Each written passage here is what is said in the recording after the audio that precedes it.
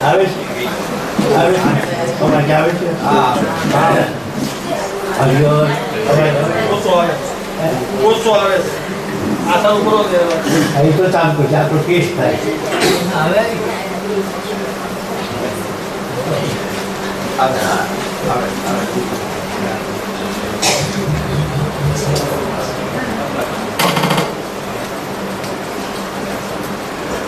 on silent થઈ ગયું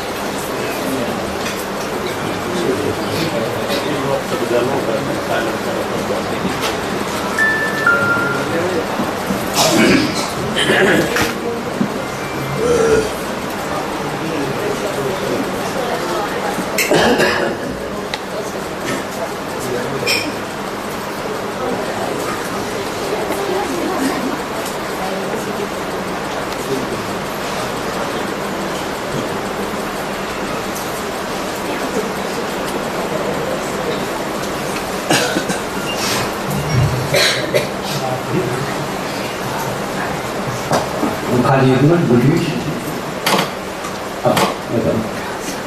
ओम सहना भवतु सहनो भुनक्तु सह वीर्यं कर्वावहै तेजस्विनावन्तमस्तु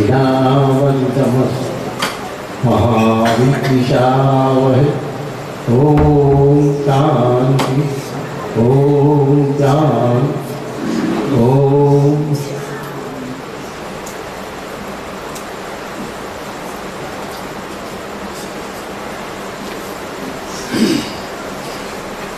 આપણે અષ્ટાવક્ર જીએ જનકજીને કીધું કે તું હવે આ છો, આ એટલે તું બ્રહ્મ જ છો. કારણ કે બધા છેડો ઉડાડ્યા. આપણે ગઈકાલે કીધું કે તું સ્થૂળ શરીર નથી, તું સૂક્ષ્મ શરીર નથી, તું પ્રકૃતિ નથી. એ બધું કહીને સાબિત કરીને બતાવ્યું કે તું આ નથી. એ દૃઢ થયું તો હું શું છું? તો કે હું પરમ તત્વ બ્રહ્મ તત્વ છું. તો હવે જો બ્રહ્મ તત્વ આપણે હોઈએ, આપણી સ્થિતિ આપણે એમ કહીએ છીએ કે હું બ્રહ્મ છું, બોલીએ છીએ, પણ આ બધા લક્ષણો જો આપણામાં હોય તો બ્રહ્મ સાચા. આમાંથી એક પણ લક્ષણ ન હોય આપણામાં તો આપણે બ્રહ્મ નહીં થઈએ. કારણ કે આ બધું એના લક્ષણો છે, બ્રહ્મ તત્વના લક્ષણ છે. એટલા માટે આપણને શાસ્ત્રમાં બતાવ્યું છે કે આ લક્ષણો છે. હવે જો આ લક્ષણો બરાબર હોય એટલે જનકજી કબૂલ કરે છે કે હું આ છું. જો તું આ છો તો હવે એમ કહે છે કે હવે તો તું બ્રાહ્મણ છો, ક્ષત્રિય છો, વૈશ્ય છો. તો આમાં હવે ગોતવું જોઈએ કે આમાં બ્રાહ્મણ ક્યાંય આવે છે, ક્ષત્રિય ક્યાંય આવે છે? તો બ્રાહ્મણ આમાં ક્યાંય નહીં આવે, ક્ષત્રિય આમાં ક્યાંય નહીં આવે, વૈશ્ય ક્યાંય નહીં આવે. પછી કે છે બીજું કે છે આશ્રમી. આશ્રમી તું નથી.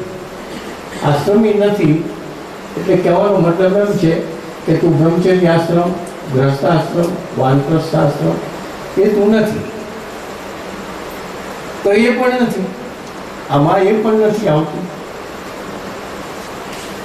એ બધું મનુષ્ય જ્યારે પોતે અહંકારયુક્ત હોય અને એ જ્યારે પોતે વ્યવહાર કરતો હોય, અજ્ઞાન દશામાં આ બધું છે. અજ્ઞાન દશામાં બ્રાહ્મણ છું, ક્ષત્રિય છું, વૈશ્ય છું, બહાદુર છું, ડાક્ટર છું, આ બધું અજ્ઞાન દશામાં છે. જ્ઞાન દશામાં કાંઈ છે જ નહીં. અષ્ટાવક્ર ગીતા એક એવી ગીતા છે કે એને પડદો ચીરીને સત્ય વસ્તુ બતાવી દીધી. જે આપણે સત્ય, જે અત્યાર સુધી જે છે સાપ હતો, સાપ હતો, સાપ છે, પણ સાપ નથી, એ તો દોરડું પીડ્યું હતું. પણ અજ્ઞાન દશામાં આપણે સાપને જોતા હતા. સાપ અજ્ઞાન દશામાં એક દોરડું પડ્યું હતું, અને આપણે એમ જોયા કર્યું કે સાપ છે સાપ છે સાપ છે. પણ જ્યારે લાઇટ થયું, બેટરી પકડી, ત્યારે એમ થયું ઓહો આ તો દોરું હતું, આ તો કેટલા વર્ષથી હું સાપ સાફ કરતો. અને હવે દોરું દેખાઈ ગયા પછી 200 વર્ષ પછી પાછો ત્યાં આવશે ને એ દોરું કર્યું છે અને અંધારું ગમે એટલું હશે તો એમ કહે છે કે દોરું છે. એટલે આ જે સત્ય વસ્તુ છે એમ સમજાઈ જાય છે, અનુભવાઈ જાય છે, પછી ક્યારેય નહીં થાય નહીં કે આ જગત સત્ય છે. જગત સત્ય છે એમ આપણે અત્યારે કહીએ છીએ, વ્યવહાર કરીએ છીએ. સત્ય એટલે એમ કહીએ કે મેં હવે વ્યક્તિને 1000-2000 રૂપિયા ઉછીને આપ્યા તો હું 6 મહિના પછી પાછા વસૂલ કરી શકું છું. તો સત્ય કેમ ન કહેવું? એમ કહીએ કે ભાઈ મારા બેંકમાં અત્યારે આટલા પૈસા છે અને એ પછી 5 વર્ષ પછી પાછા લેવા આવે કે એટલા મને મળે છે. આજે મારો આ સગો છે તો એ પછી આજે બારગામ ગયો પછી આવશે તો એ સગો એમનો રહેવાનો છે. આ મકાન છે મારી માલિકીનું છે તો છે. તો આ સત્ય છે કેમ સત્ય ન કહેવું? સત્ય કેમ ન કહેવું? પણ હકીકતે એ આપણી એક દશા છે, આપણી એક ભૂમિકા છે. અને એ ભૂમિકામાં જગત સત્ય લાગવાનું. પણ જ્યારે એ ભૂમિકામાંથી બહાર જઈશું ત્યારે આપણે ખરેખર જગત સત્ય છે કે નથી ખબર પડે. કારણ કે એ ભૂમિકામાંથી આપણે ક્યારે આવ્યા જ નથી, ત્યારે એટલે કોઈ જન્મમાં નથી આવ્યા. કોઈ જન્મમાં આવ્યા હોય તો અત્યારે હોય જ નહીં. કોઈ જન્મમાં આપણે હોય આવ્યા હોય, કારણ કે એ તો અત્યારે એ આપણી દશા જ છે કે અજ્ઞાન દશા. આપણે સ્વપ્ન અવસ્થામાં હોઈએ તો સ્વપ્ન અવસ્થામાં જ્યારે હોઈએ ત્યારે કોઈ વખત કોઈ પણ એમ નહીં કહે કે હું સપનામાં ખોટું હતું. સ્વપ્ન કાળમાં એમ નહીં કહે કે સપનું ખોટું છે. જાગ્યા પછી કહેશે કે સપનું ખોટું હતું, પણ સ્વપ્ન કાળમાં નહીં કહે કે સપનું ખોટું છે. એવી જ રીતે આ જાગ્રત અવસ્થા જે છે, અને જાગ્રત અવસ્થામાંથી જ્ઞાન અવસ્થા થાય છે ત્યારે આપણને ખબર પડશે કે આ તો જગત હાવ ખોટું, જગત મિથ્યા છે. તો પછી આપણે એમ કહીએ કે તો જ્ઞાનીની દિશા શું આ નહીં દેખાતું હોય? તો જે જ્ઞાની થઈ ગયા છે અત્યારે, આ રામકૃષ્ણ પરમહંસ છે, રમણ મહર્ષિ છે, નામદેવ છે, આ બધા કેટલાય જ્ઞાનીઓ થઈ ગયા, તો એને જગત નહોતું દેખાતું? ના દેખાતું. ને બધું હતું જેમ અત્યારે છે, આપણે અજ્ઞાન દશામાં હોય છે એવું જ હોય છે. પણ જગત મિથ્યા છે. અત્યારે જગતને મિથ્યા નહીં કીધી આપણે, કારણ કે અજ્ઞાન દિશામાં છે. મિથ્યા એટલે કોઈ ઉપયોગમાં ન આવે તેવું. જગત મિથ્યા એટલે ઉપયોગમાં ન આવતું. હવે એ જ્યારે જેમ આપણે સ્વપ્ન અવસ્થામાંથી જાગૃત અવસ્થામાં આવ્યા ત્યારે આપણે સ્વપ્નને ખોટું કીધું. એમ જાગૃત અવસ્થામાંથી જ્ઞાન અવસ્થામાં આવી ત્યારે આપણને જગત મિથ્યા લાગશે. જગત મિથ્યા લાગે એટલે શું? કે આપણે મૃગજળને જોઈશું. મૃગજળ છે, દેખાય છે, તળાવ જેવું લાગે છે, અંદર ઝાડવાના પડછાયા પડે છે, મોજા હાલતા હોય એવું દેખાય છે, છતાં આપણે એમ જે કહીએ છીએ કે મૃગજળ ખોટું છે, મૃગજળ મિથ્યા છે, અને એ તરસ છુપાવશે નહીં કે એ મૃગજળમાં આપણે નાહી શકશું નહીં. કારણ કે આપણે અનુભવ કરેલો છે કે મૃગજળ મિથ્યા છે, ખોટું છે, એ આપણને ખબર છે, એનું જ્ઞાન છે. પણ હરણ છે તો હરણે મૃગજળ જોયું તો હરણ એની પાછળ દોડશે, પાણી પીવા દોડશે. એને તો સાચું લાગે છે, ને દોડશે અને દોડતું જશે. એમ મૃગજળ આગું જાતું જશે, અને આગું જાતું જશે, અને તરસ્યું હરણ મરી જશે. તો આપણી આંખ સામે મૃગજળ ખોટું છે, હરણની આંખ સામે મૃગજળ સાચું છે. જેમ જ્ઞાનીની દ્રષ્ટિ ઉપર મૃગજળ ખોટું છે, એવી જ રીતે આ જગત ખોટું છે. મિથ્યા છે બધું નાશવંત છે આપણે વાત થઈ કઈ વસ્તુ એવી છે હવે વાત તો વારંવાર થાય છે કે જે વસ્તુ આપણે જે જોઈએ છીએ એ બીજી ક્ષણે નથી તો એ બીજી ક્ષણે નથી એટલે તમે 2 વર્ષે 5 વર્ષે 10 વર્ષે એનું વિસર્જન છે અને એ ઉપયોગી નથી એટલે પરમ તત્વને પામવા માટે જગત મિથ્યા છે કોઈ પણ ઉપયોગી નથી એવી રીતે જેમ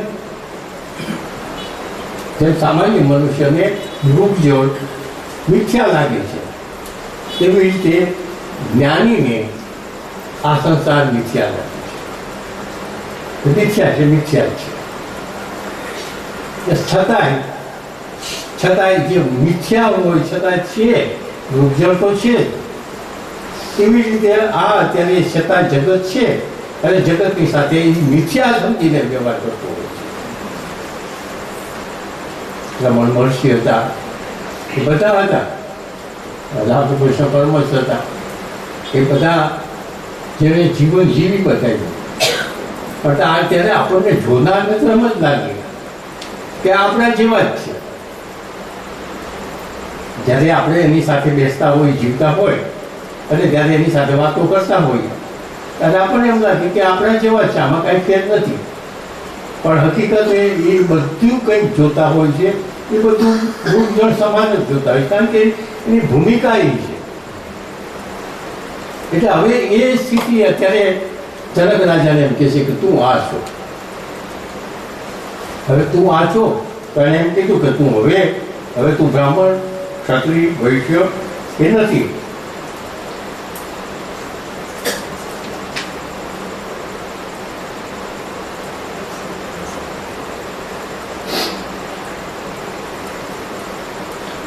તો તું શું છો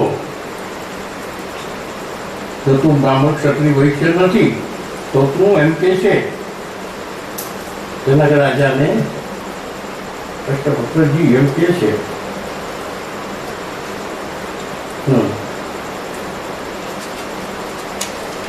તું બ્રાહ્મણ નથી વર્ણ નથી આશ્રમી નથી ઇન્દ્રિય ગોચર ઇન્દ્રિયોથી તું તને જાણી શકાય એવું નથી ઇન્દ્રિયોથી એટલે કે 5 જ્ઞાન ઇન્દ્રિયોથી હવે તો તું તો બ્રહ્મ સ્વરૂપ છો તો આમાં છે કે ભાઈ ઇન્દ્રિય ગોચર આપણે એને કોઈ પણ રીતે સ્પર્શ કરી શકીએ એમ નથી એટલે અતિ સૂક્ષ્મ છે એટલે આપણી આંખ જે છે આપણી આંખ સ્થૂળ છે આપણી આંખથી જે વધારે સ્થૂળ હોય એને જોઈ શકીએ પદાર્થ તો હોય જ પણ પદાર્થ અતિ સૂક્ષ્મ હોય તો આપણી આંખનો મર્યાદા છે કે આપણે બરફને જોઈ શકીએ છીએ પાણીને જોઈ શકીએ છીએ વરાળને જોઈ શકીએ છીએ પણ બાષ્પી બંધ થયા પછી આ રૂમમાં છે પાણી તો એ નથી જોઈ શકતા કારણ કે આપણી આંખની મર્યાદા પૂરી થઈ ગઈ એટલે આપણે એને નથી જોઈ શકતા એનો અર્થ એવો નથી કે નથી એટલે એને કીધું કે તું ઇન્દ્રિય ગોચર એટલે ઇન્દ્રિયોથી તું બ્રહ્મને જોઈ શકાય એવો તું નથી હવે તો પણ એમ કે છે તો શું છું તો તું આ છો બધું જો હવે તું અસંગ છો જે આપણે આવી અંદર વાત થઈ આમાં અસંગ એટલે નિર્લેપ અસંગ છો નિરાકાર છો વિશ્વનો સાક્ષી છો હવે વિશ્વનો સાક્ષી છો એમ કે છે જનક રાજાને તો વિશ્વનો સાક્ષી એટલે સૂર્ય અને સૂર્યનું કુટુંબ આખું એનો તું સાક્ષી છો એનું કારણ શું વિશ્વનો સાક્ષી ક્યારે કહેવાય કે આવી સ્થિતિ જ્યારે થાય તે આવી સ્થિતિ થાય ત્યારે વિશ્વનો સાક્ષી કહેવાય કારણ કે એમાં વિશ્વ છે સૂર્ય કુટુંબ આખું બ્રહ્મમાં છે આમાં છે સૂર્ય કુટુંબ આખું બ્રહ્મમાં છે એટલું જ નહીં ગઈકાલે થોડીક વાત થઈ છે કે એટલા પૂરતું જ નહીં માનો કે એક મહાસાગર છે તો મહાસાગરની અંદર સબમરી તરતી હોય કારણ કે આને કોઈ સપાટી તો નથી બ્રહ્મની કોઈ ઉપર સપાટી નથી. મહાસાગરની સપાટી છે કે ઉપર સ્ટીમર તરતી હોય સપાટી ઉપર, આ સપાટી તો છે જ નહીં. તળિયું નથી, ઉપર નથી, આ બાજુ નથી, આ બાજુ નથી. એટલે આપણે સબમરીનો દાખલો લઈએ તો સબમરી ચાલતી હોય, પણ છતાંય સબમરીનો દાખલો એવો, એટલે આખું વિશ્વ સબમરીની જેમ છે. પણ હવે છતાંય એમાં પાછું એવું કીધું છે કે તું દૂરદ્રષ્ટા છો. એટલે કેવી રીતે છે કે સબમરી તો છે, પણ સબમરીમાં સમુદ્રનું પાણી નથી. સબમરીમાં સમુદ્રનું પાણી નથી. સબમરી તો પાણીથી અલગ છે, હરી ચાલે છે. પણ વિશ્વ અંદર હોવા છતાં, વિશ્વ બ્રહ્મમાં હોવા છતાં, વિશ્વની અંદર અણુએ અણુમાં આ બ્રહ્મ છે.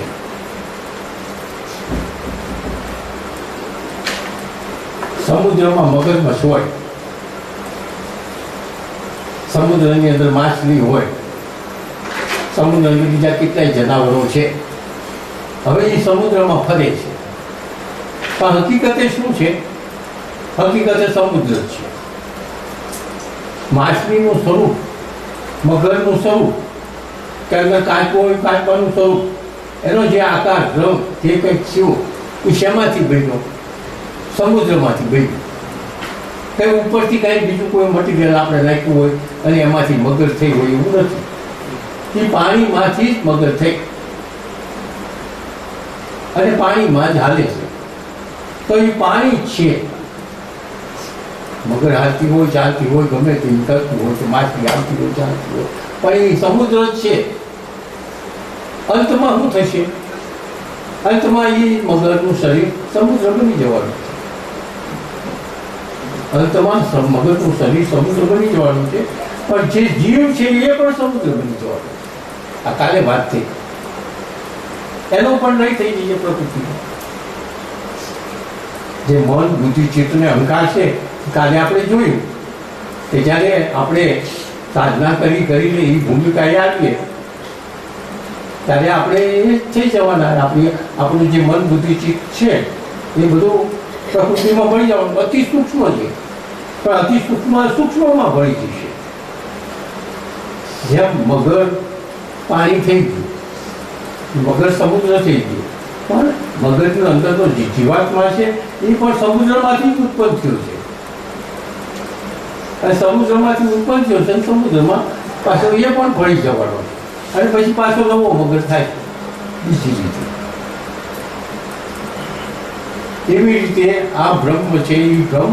હવે મૂળ વાત મારી શું કહેવાની છે કે આખું વિશ્વ બ્રહ્મમાં છે, પણ કેવી રીતે છે એ સમજાવવું થોડુંક અઘરું છે, પણ હું સમજાવું પ્રયત્ન કરું છું. કે એક ગરબો હોય તો ગરબો આપણે પાણીની અંદર ફેરવીએ તો એ આપણે ફેરવીએ છીએ તો એમ કહી કે ગરબામાં પાણી છે અને બારી પાણી છે. ગરબામાં પાણી છે, બારી પાણી. પણ ગરબો જાય છે અને આવે છે, ગરબો હાલે છે, તો એ પાણી એની હારે હાલતું નથી. હવે ગરબામાં પાણી છે અને ગરબા બહાર પણ પાણી છે, પણ ગરબો હાલે છે તો ગરબામાં જે પાણી છે એ પાણી તો જ્યાં છે ત્યાં જ છે. પાણી ક્યાં હાલતું નથી. વાત સમજાય? પાણી હાલતું નથી. પાણી એમને બે છે. કારણ કે ગરબાના જે છિદ્રો છે અને એના કરતાં પાણી જે સૂક્ષ્મ છે, પાણી સૂક્ષ્મ છે એટલે એમાંથી પસાર થાય છે. એવી રીતે આખું વિશ્વ જે છે એ વિશ્વનું એમાં છિદ્રો છે, કારણ કે અતિ સૂક્ષ્મ છે. પરમ તત્વ જે છે એ અતિ સૂક્ષ્મ છે. એ કોઈ પણ જગ્યાએ નથી, એવું નથી આમાંથી આર પાર જાય, આ દિવાલમાંથી પણ આર પાર જાય. આર પાર જાય એમ નહીં, આર પાર એમાં છે. કદાચ મકાન હાલે તો એ તો ત્યાં મકાન હાલે તો એમ આખું બ્રહ્માંડની અંદર વિશ્વ ફરે છે તો એ ભલે ફરે, બ્રહ્મ તો સ્થિર જ છે. આમાં લખ્યું છે સ્થિર છે. પરમ તો સ્થિર છે, એ સ્થિર છે, એ કઈ એની હારે આવતું નથી. એક્સરેના કિરણ હોય, એક્સરેના કિરણ આપણા હાથ ઉપર કે શરીર ઉપર પાડવામાં આવે અને શરીર આમ થાય, શરીર આમ થાય તો શરીર એમનેમ થાય છે.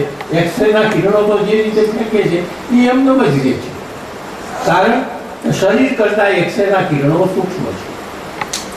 સૂક્ષ્મની વ્યાખ્યા જે આપણે સામાન્ય સંસારમાં કરી છીએ એ વ્યાખ્યા આને લાગુ નથી પડતી. સૂક્ષ્મની વ્યાખ્યા જામ ભગવાને ગીતાની અંદર કેટલી વખત કીધું છે કે ભાઈ અહંકારથી સૂક્ષ્મ મન છે, મનથી સૂક્ષ્મ બુદ્ધિ છે અને બુદ્ધિથી સૂક્ષ્મ પરમ તત્વ છે, હું છું. એટલે સૂક્ષ્મનો અર્થ છે. એટલે અહીં એમ કહે છે કે વિશ્વનો તું સાક્ષી છો. એટલે વિશ્વનો સાક્ષી કેવી રીતે? કે આગળ મેં વાત કરી કે આપણે જે પરમ તત્વ છે એ શિવ છે અને પ્રકૃતિ છે એ શક્તિ છે. જે આપણે અર્ધનારીશ્વરનું પ્રતીક આપણા ગઢાઓએ, આપણા ઋષિમુનિઓએ મૂકી ગયા છે એ એનું પ્રતીક છે કે એનાથી જ વિશ્વનું સર્જન થાય. આખું વિશ્વનું સર્જન એનાથી છે, પણ એ એવા રૂપોમાં નથી. જે અર્ધનારીશ્વરનું જે રૂપ બતાવ્યું છે એવું હકીકતમાં નથી. આ તો એક સમજાવવા માટે છે. હકીકતે તો આખું વ્યાપક છે અને પ્રકૃતિ એવી રીતે છે કે જે પ્રકૃતિથી બનેલું છે, પણ બંનેનો યોગ હંમેશા માટે છે. શિવ અને શક્તિનો યોગ બંને હકીકતે છે અને એના યોગથી આખું સર્જન અને વિસર્જન થઈ જાય છે. પણ એમાં એ પોતે કાંઈ કરતો નથી, શિવ કાંઈ કરતો નથી. દાખલા તરીકે એક ટેબલ છે, ટેબલ ઉપર આપણે લોખંડનો વેર મૂકી દઈએ, પાથરી દઈએ, લોખંડનો પાવડર પાથરી દઈએ અને એ પાવડર પાથરીને પછી એક મેગ્નેટ હોય એ મેગ્નેટ વચ્ચે મૂકી દઈએ. તો વચ્ચે મેગ્નેટ મૂકી દીધું તો બધા જે પાવડરના કણો છે એ બધા મેગ્નેટ તરફ જશે અને અમુક મેગ્નેટ તરફ પહોંચે નહીં તો એની પોતાના જે ઉત્તર દક્ષિણના જે ધ્રુવ છે એ તો ફરી જ જવાના.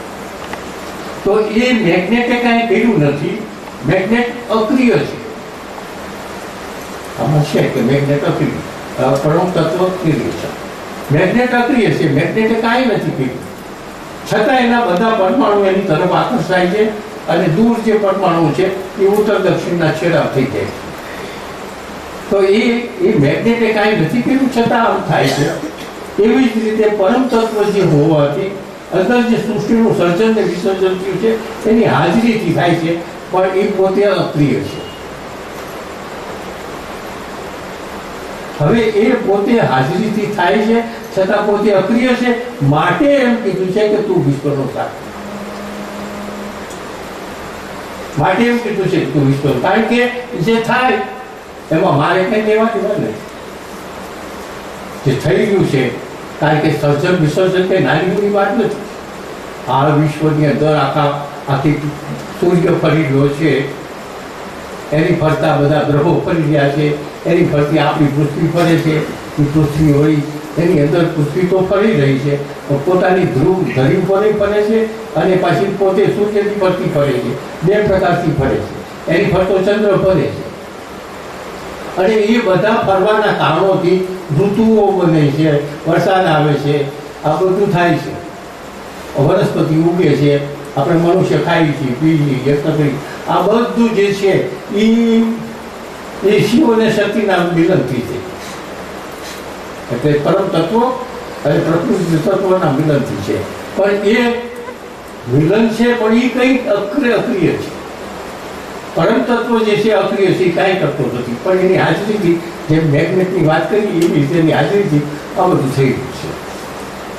હવે એની હાજરીથી બધું થઈ ગયું છે, પણ એ છે તો કોનો અંદર હોવાથી છતાં એનાથી બધું થાય છે. પણ એ આ ન થાય ને આવું થવું જોઈએ એમાં એ પોતેની રીત છે. આવું ન થવું જોઈએ, આવું થવું જોઈએ, આવું એમાં કાંઈ પણ ચાન્સ નથી.